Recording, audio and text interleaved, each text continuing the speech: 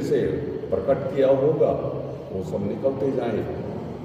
तो जब भीम पर्वत पे चढ़ा, दोनों पैर अपने पर्वत पे लगाया, नकुल सहदेव भागते गए, वो पूर्ण वैश निकल गए।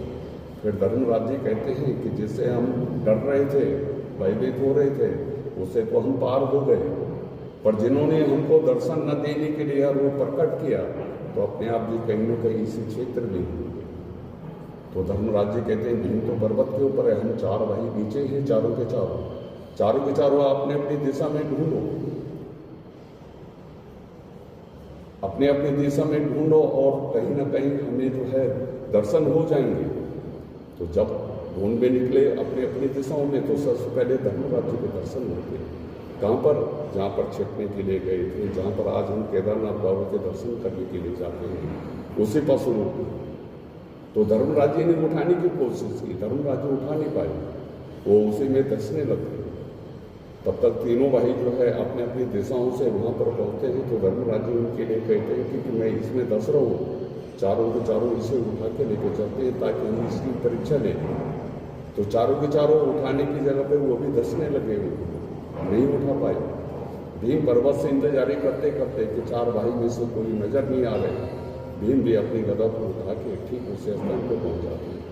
तो धर्मराज जी कहते हैं कि ये भीम, हम चारों के चारों इसमें दस रहे, उठा नहीं पा रहे, तुम ऊपर से पूछ पकड़ो, पूछ उठाओ, हम नीचे से चारों के चारों उठा के देते हैं ताकि हम इसकी भी परीक्षा दें।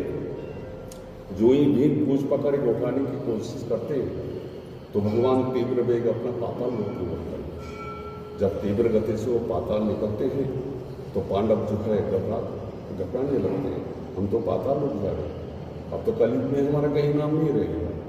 तो वहाँ पर जो है धर्मराज जी भाइयों को सबको निर्देश करते हैं, क्या बचाने वाले भी गई और पाताल लोक भी ले जाने वाले भी। एक विकल्प है, उन्हीं से प्रार्थना करो।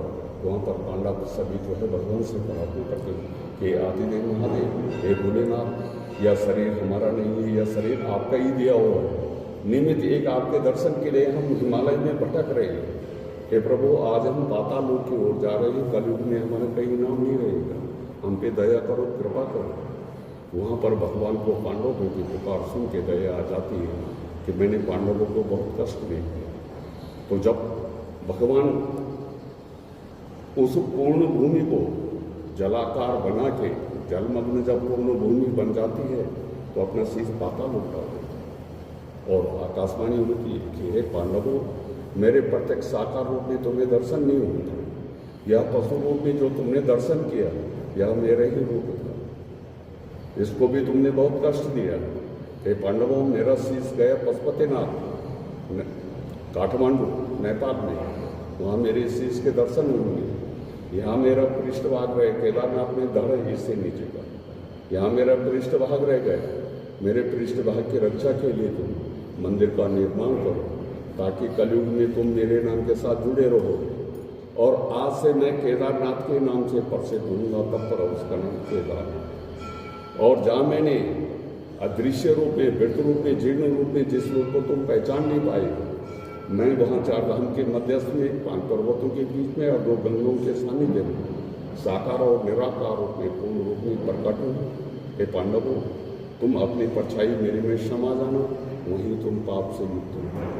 कहते हैं ना कि भगत के बस में ही भगवान, जहाँ भाव होता है, जहाँ भगवान के प्रति समर्पित है, जहाँ आस्था है, विश्वास है, तो भगवान एक न एक दिन, चाहे कितने भी कष्ट आए, तो भगवान एक न एक दिन अपने में समा लेते हैं। वहाँ पांडवों की मूर्ति, वहाँ मंदिर बनाया, तो मंदिर की दीवार में चारों तरफ पांडवों की मूर्ति है। यहाँ भगवान ने जो उनका समर्पित भाव देखा, तो भगवान ने अपने परिवार में उन्हें जो है स्थान दिया। ये यहाँ का ये है, ये जो शिला है ये स्वयंभू रूप है, इसका अंत कभी कोई ये नहीं है, ये स्वयंभू है। और उस समय का रूप है जिस समय आदिदेव महादेव ने अपनी जटा में गंगा को समाया, ये दिगंबर रूप है। जो भगवान का जो है साकार रूप है, ये दिगंबर रूप है।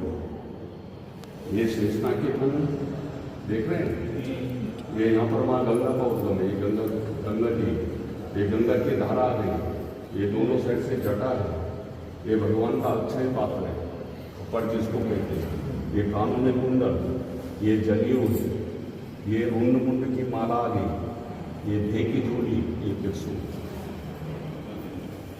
फोटो बंद कर दो।